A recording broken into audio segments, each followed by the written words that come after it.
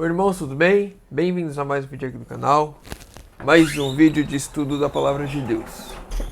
E hoje, continuando o assunto bíblico, nós vamos ler Parábolas de Jesus, capítulo 18, um convite especial. Lembrando aos irmãos, esse é apenas um resumo do meu resumo. Recomendo aos irmãos, vão lá no aplicativo da Bíblia, leiam o capítulo completo. Esse capítulo é bastante grande, tem bastante coisa que eu não vou conseguir trazer tudo aqui. Por isso, recomendo a leitura dos irmãos.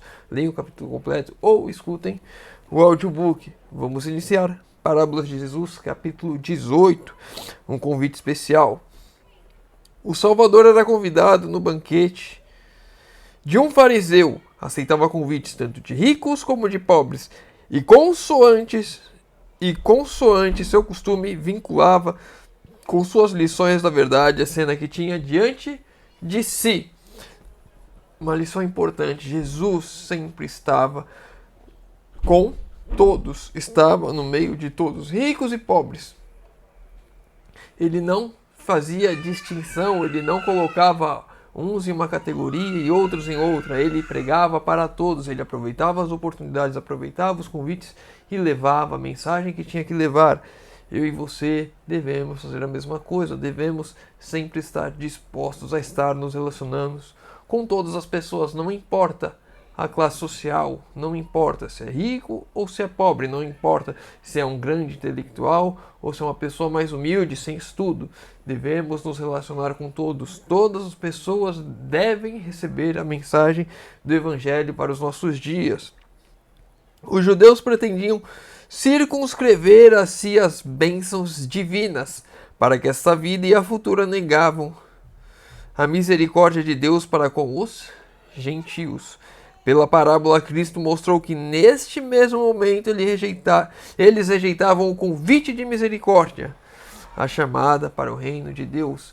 Qual é a parábola que ele está falando? A parábola da grande ceia, em que é preparada uma grande ceia, é mandado o convite aos amigos, às pessoas próximas. Essas pessoas recebem o primeiro convite e no segundo convite elas começam a criar desculpas para não ir para a ceia. Na escolha dos convidados para o banquete, consultara o fariseu o próprio interesse egoísta. As pessoas se relacionavam pelos seus interesses egoístas. Cristo lhe disse: quando deres um jantar ou uma ceia, não chames os teus amigos, nem os teus irmãos, nem os teus parentes, nem vizinhos ricos, para que não suceda que tenha eles de te tornar a convidar e te seja isso recompensado. As pessoas faziam os seus convites, as suas ceias, as suas festas, querendo algo em troca, querendo ser recompensado. Então, e a gente vê isso muito hoje no nosso meio. Hoje nós vamos almoçar, nesse sábado nós vamos almoçar na casa do irmão fulano de tal, e no sábado que vem o irmão fulano de tal vem almoçar aqui. Essa troca de gentilezas é importante, mas não nos limitarmos a isso, ou sempre querendo a recompensa.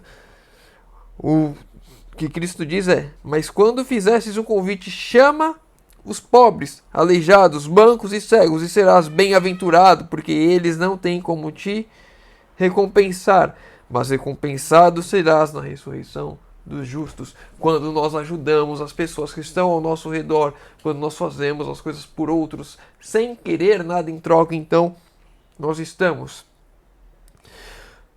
fazendo não por recompensas terrenas, não olhando para o aqui, não olhando para o presente, não olhando apenas para essas trocas. A única troca que vamos ter com isso é a ressurreição dos justos. E que recompensa é essa que ninguém pode dar a nós, a não ser Cristo?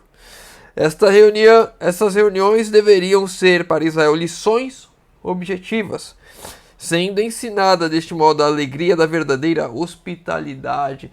O espírito, quando se recebia alguém na sua casa, deveria ser o espírito de hospitalidade, de receber as pessoas, de dar às pessoas sem querer nada em troca, sem estar olhando para este mundo. O povo deveria cuidar durante todo o ano dos pobres e indigentes, e estas ceias cerravam uma lição mais ampla. Essas ceias, as bênçãos espirituais prodigalizadas a Israel, não era para eles somente. As bênçãos de Deus para o povo de Deus não eram.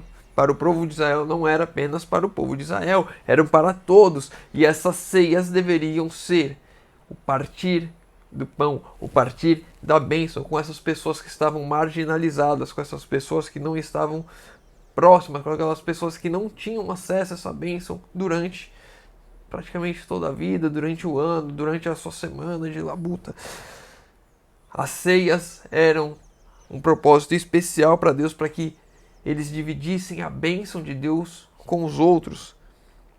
Deus lhes dera o pão da vida para que o repartissem com o mundo.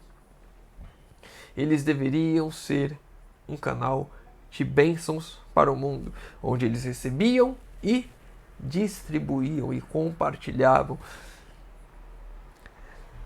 Essa tarefa não executaram.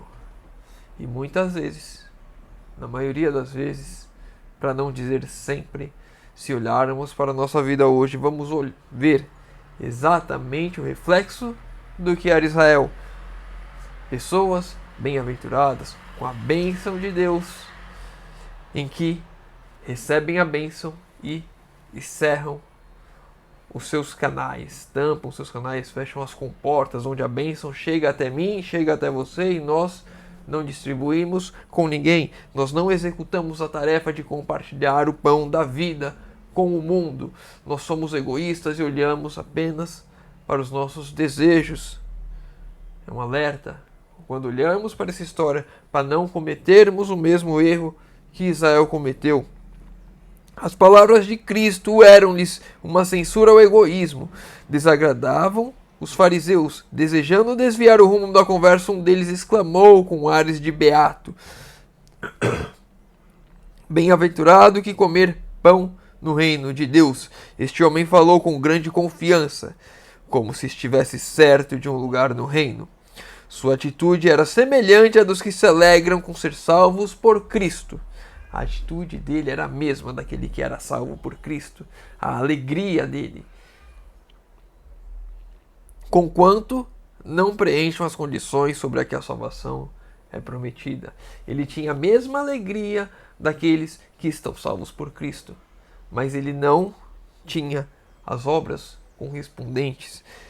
Na vida dele não era reflexo de alguém que de fato aceitou a Cristo, de quem estará no reino de Deus. Uma confiança verdadeira, mas sem um fundamento firme em Cristo. Estava perdido, tinha a sensação de estar salvo, achava que estava salvo, mas estava perdido. O fariseu não pensava em sua aptidão para o céu, mas naquilo que esperava deleitar-se lá. Ele não via se ele estava apto para o céu. E muitas vezes nós esquecemos de olhar, será que estamos nos tornando aptos para o céu? Não pelos meus méritos, não por aquilo que eu faço, mas pela permissão e pela busca de Deus em minha vida. Eu permito que o Espírito Santo trabalhe em minha vida, transforme a minha vida, vai me moldando cada dia mais como um verdadeiro cidadão celestial. Então, eu vou me tornando apto para o céu, não pelos meus méritos, mas os méritos de Cristo em mim, uma obra de Deus na minha vida. Eu, por mim mesmo, nunca, jamais serei apto para o céu, mas quando Deus trabalha em minha vida, assim eu me torno apto para o céu.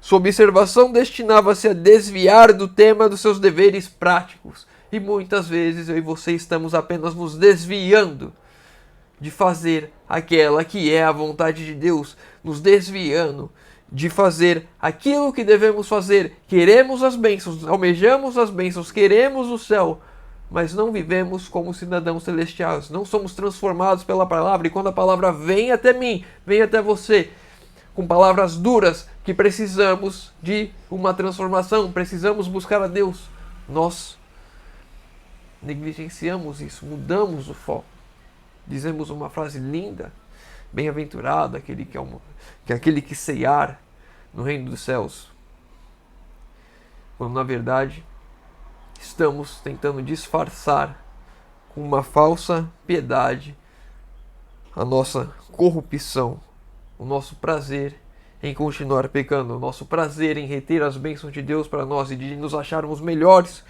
do que os outros. Desejava dirigi-los da vida presente ao remoto tempo da ressurreição dos justos. Quando ele fez aquilo, quando ele falou essas palavras, ele não queria que os olhos deles estivessem na vida presente. Ele estava negligenciando a vida presente, ele estava negligenciando aquilo que ele tinha que fazer agora, olhando apenas para o futuro. Devemos sim olhar para o futuro, devemos almejar o céu, devemos olhar para o céu, mas não podemos nos esquecer que temos uma vida aqui e que devemos ser representantes do céu aqui nessa terra. Queremos morar no céu, queremos ser salvos, queremos a salvação, queremos, mas o meu querer deve se transformar em atos aqui e agora, para que as pessoas vejam que elas têm um céu a ganhar, que a vida não se resume a esse mar de lama ao qual estamos vivendo. Um certo homem disse, fez uma grande ceia e convidou a muitos. Chegando o tempo da celebração, o que convidava enviou seus servos com uma segunda mensagem aos hóspedes esperados: vinde, que já está tudo preparado. Estranha indiferença manifestou-se, porém. Havia uma ceia, havia um banquete. Eles foram chamados uma vez, foram chamados uma segunda vez e agora é manifestada uma indiferença quanto ao convite, uma falta de desejo pelo convite. Eu gostaria de lembrar os irmãos que leiam completamente esse capítulo. Vou tentar ler o máximo aqui possível desse meu resumo, mas tem muita coisa que eu não vou conseguir trazer dentro desses 20 minutos que a gente usa toda manhã. Vamos lá. Nenhuma das escusas tinha base em necessidade real. As pessoas que não aceitaram o convite, não manifestaram uma necessidade real. Eram apenas desculpas para aceitar o convite para o reino eterno, desculpas para ir para a Canaã celestial, desculpas para continuarem presos neste mundo. Muitas vezes eu e você estamos dando essas desculpas para nos prendermos aqui. O homem que precisava sair a ver seu campo já o comprara. Sua pressa de ir vê-lo era devida a que o seu interesse estava absorvido pela aquisição. Ele estava preso aqui neste mundo. Não precisava mais ir, ele já tinha comprado, já era dele, não importava se ele fosse depois. Mas ele estava preso neste mundo, olhando para as coisas deste mundo, então ele tinha que ir naquele momento.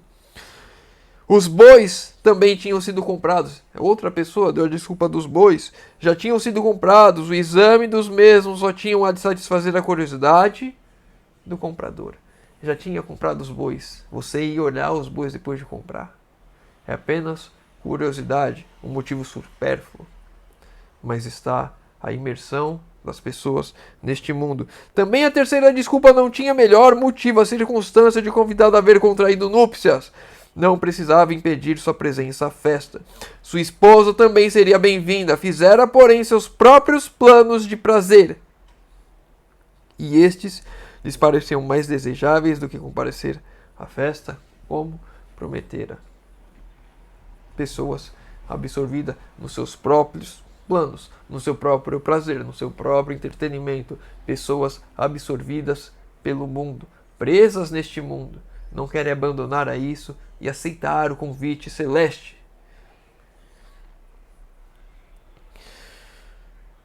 Aprender a achar prazer noutra companhia, que não a do anfitrião. O anfitrião, o próprio Cristo nos convidando para a ceia. E nós temos prazer em outras companhias, em outras coisas. Sejam os filmes, sejam as séries, sejam os pecados literais, os prazeres da carne aqui, o dinheiro, o entretenimento. Essas coisas prendendo os bens, a minha casa, o meu carro, a minha família me prendendo aqui. Pessoas presas em coisas neste mundo, abandonando o convite de Deus. Não pediu desculpas, nem mesmo usou de cortesia em excusar-se.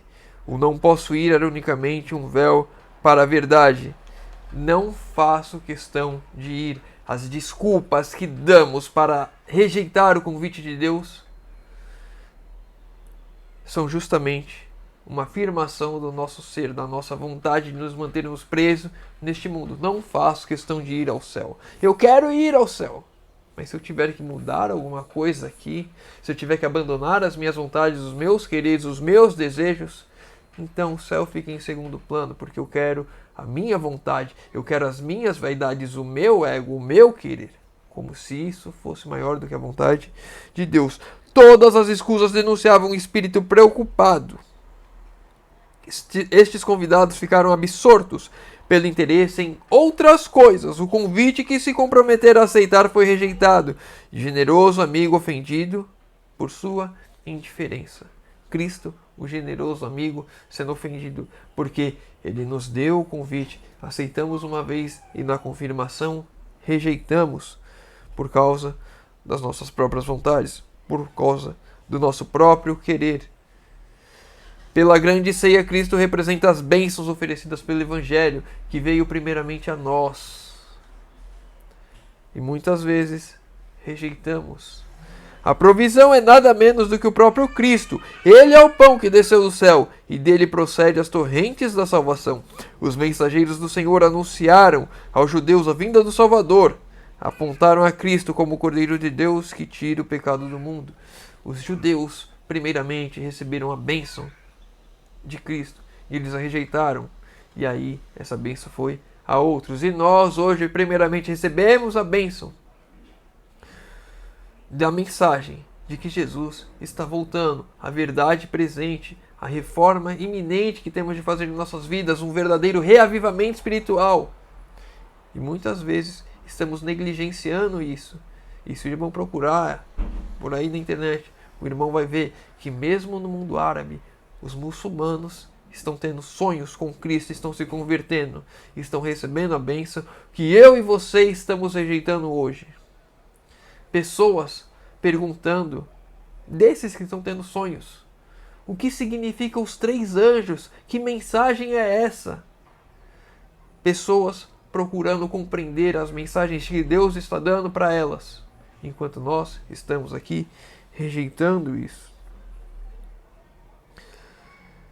Todavia, para aceitar o convite ao banquete do Evangelho, precisariam subordinar seus interesses materiais ao propósito de receber a Cristo e sua justiça. Quem é que tem o desejo de subordinar os seus desejos a Cristo?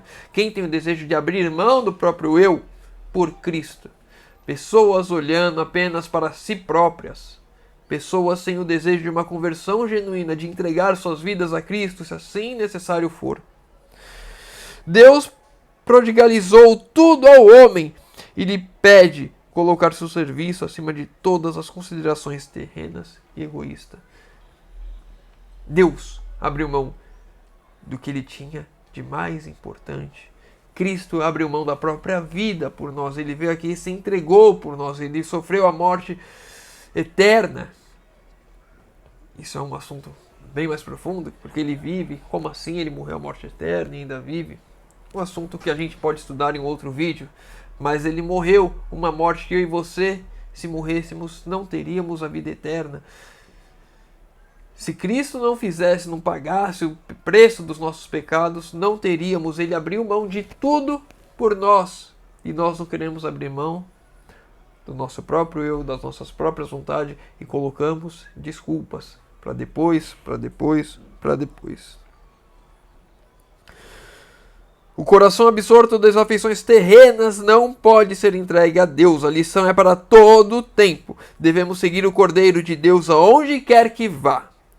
Deve ser escolhida a sua direção, a sua companhia apreciada, mais do que dos amigos terrenos. A companhia de Cristo deve ser mais apreciada do que os amigos terrenos, do que as coisas aqui, do que as pessoas aqui, do que os bens aqui, do que o trabalho aqui, do que qualquer coisa que seja aqui. Chegou coisa, precisa pegar lá e pagar. Bom, e para a gente encerrar os 2 últimos textos, vivemos no tempo em que a última mensagem da graça, o convite final, está sendo enviado aos homens. A ordem sai pelos caminhos e atalhos e está atingindo seu cumprimento final. A toda pessoa será apresentado o convite de Cristo. Os mensageiros estão dizendo: vinde que já tudo está preparado. Os anjos celestes ainda cooperam com os agentes humanos. O Espírito Santo apresenta todo o estímulo para vos constranger a ir. Nós não vamos a Deus porque somos bons, porque nenhum mérito nosso. Nós vamos a Deus porque o amor de Cristo nos constrange a ir. Estamos vivendo no momento em que devemos levar essa mensagem, a última mensagem, devemos pregar essa mensagem, confiantes de que a promessa está se cumprindo. O último convite que temos para a ceia do Senhor. E é hoje que as nossas vidas precisam ser mudadas. Precisamos abandonar o que for para ouvir a voz de Deus. Não importa seu emprego, se é a casa, o carro, a família, não importa o que seja, Deus deve ser maior do que tudo. Mas muitas vezes estamos enraizados aqui nessa terra, cegos por as coisas daqui, colocando desculpas aonde deveria ser uma ação nossa em prol de fazer toda a vontade de Deus. E para a gente encerrar, os anjos esperam levar para o céu a boa nova de que outro pecador perdido foi achado. Os exércitos celestiais aguardam prontos para tocar suas harpas e cantar um hino de alegria, porque mais um pecador aceitou o convite para a ceia do Evangelho. Hoje nós temos duas coisas. A primeira, de fato, aceitarmos esse convite, entregarmos nossa vida a Cristo, abandonarmos o que quer que seja que nos prende a este mundo e que nos afaste de Cristo. E o segundo, levar esse convite a outras pessoas. Possamos ter ciência da urgência que é aceitar o Evangelho, entregar a minha vida e avisar as outras pessoas de que o tempo está se findando e o último convite está sendo feito. O Espírito Santo tem trabalhado na minha vida, na sua vida, na vida dos que estão ao nosso redor, constrangendo a nós com o grande amor que Ele tem para nos aproximarmos e nos entregarmos. E hoje é o dia da nossa entrega. Vamos encerrar por aqui. Se o irmão ficou com alguma dúvida, deixa nos comentários. Se o irmão leu o capítulo completo, tem alguns outros pontos que tem muita coisa importante nesse capítulo. Tem alguma outra coisa para comentar ou alguma outra dúvida, deixa nos comentários que eu vou estar respondendo. A gente vai estudar junto. Se tem esses pedidos de oração, deixa nos comentários que eu vou estar orando por todos. Convido os irmãos a poderem fechar os olhos para falarmos com Deus. Senhor Deus Pai amado, obrigado, Senhor, que mais uma vez temos a oportunidade de abrir a Tua Palavra e de estudar.